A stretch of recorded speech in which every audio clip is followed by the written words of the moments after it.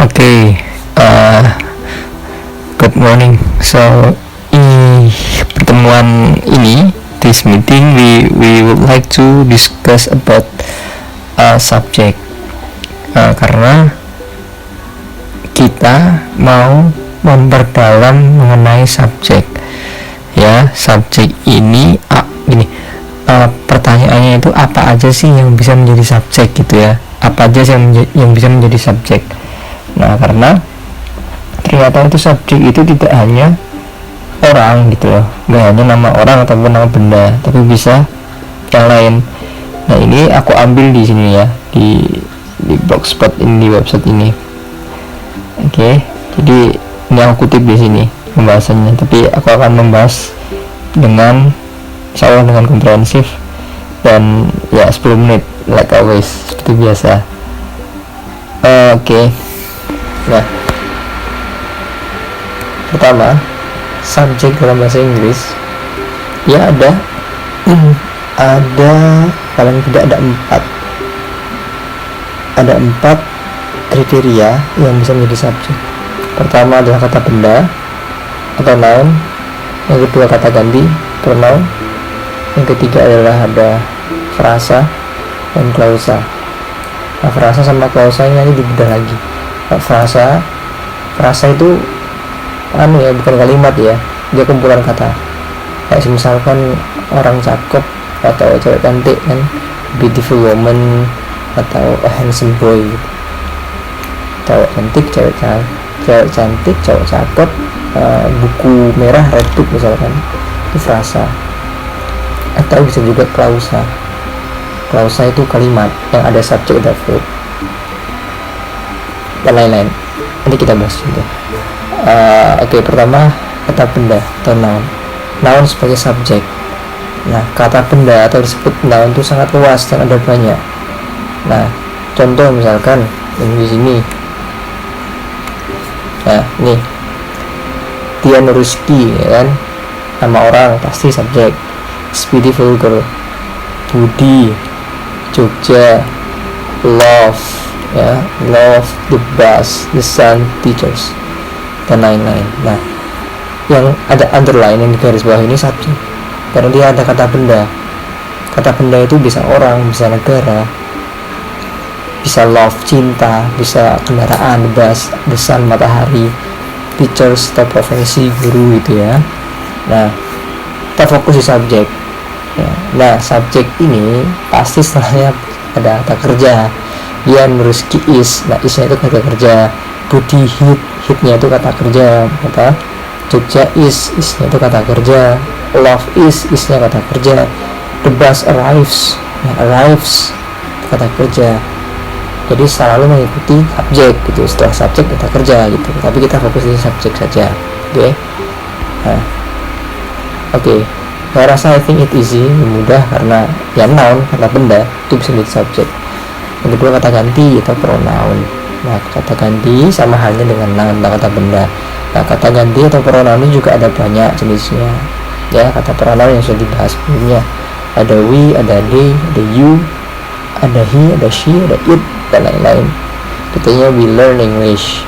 We, they are eating right now. They, ya. She is beautiful. She, it is fantastic.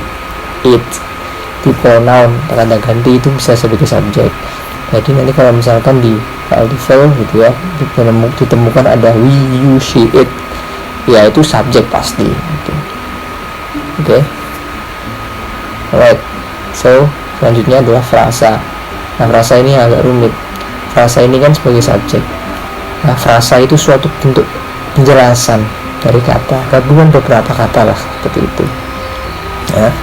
Jadi misalkan langsung contoh ya, ada dua, dia ada noun phrase ya, noun phrase, ada juga gerund. Nah, noun phrase itu adalah frasa kata benda ya, lebih lanjut dari satu kata benda. Misalkan old wood ya, contoh noun phrase, old wood is best to burn, kayu tua paling baik untuk dibakar. Jadi subjeknya ada old wood ya, kayu tua.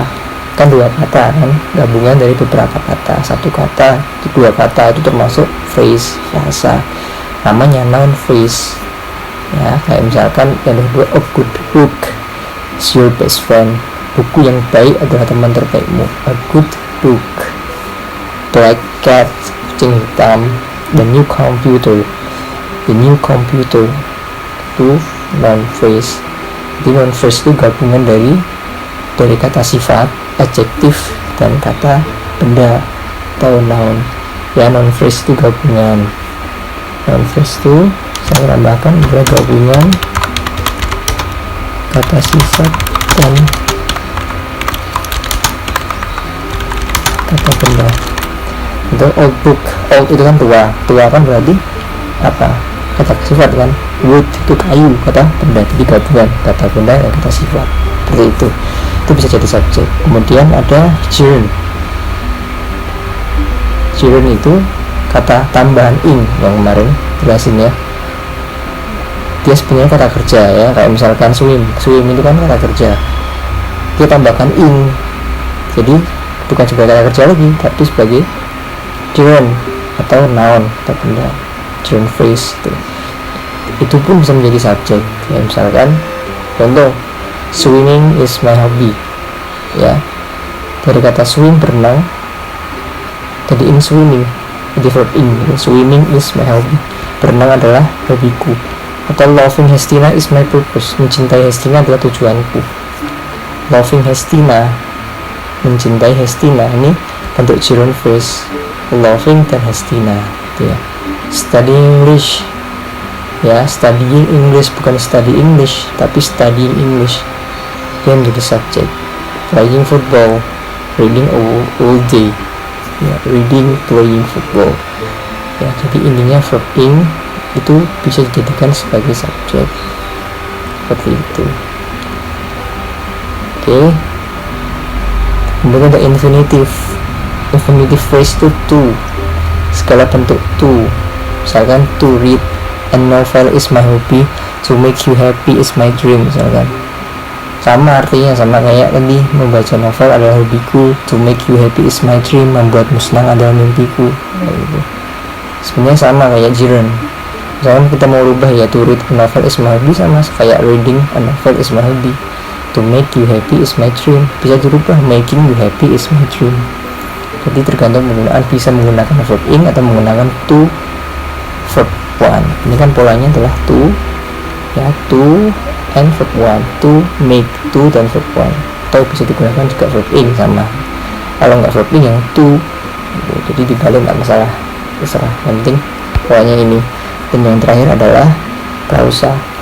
Klausa juga bisa sebagai subjek, atau kalimat itu bisa jadi subjek. Contoh misalkan, the person whom I like has a pair of blue eyes. Orang yang saya sukai memiliki sepasang mata biru. Jadi the person whom I like itu kan banyak tuh, itu kan kalimat ya kan. Orang yang aku suka punya mata biru gitu. Jadi ada gabungan beberapa kata, itu bisa menjadi subjek. Contoh kedua, misalkan the car that I bought is expensive. Mobil yang aku beli itu mahal. Jadi subjeknya mana? Subjeknya adalah the car that I bought. Subjeknya adalah mobil yang saya beli. Mobil yang saya beli itu subjek. Verbnya mana? Verbnya adalah mahal. Is expensive. Isnya yang verbnya. Kayak gitu. Dan contoh terakhir misalkan what she cook was delicious. Subjeknya ya what she cook ya. Subjeknya adalah what she cook, apa yang dia masak, itu subjeknya. Verbnya mana? Verbnya was. Nah itu what she cook sebagai subjek ya. Dia kelas katanya adalah klausa, sebuah kalimat. Kemudian was-nya sebagai verb, kata kerja. Jadi subjeknya adalah what she cook atau sebagai klausa, seperti itu. Oke. I think enough. 10 menit dalam memahami subjek. Semoga bermanfaat. See you next lesson.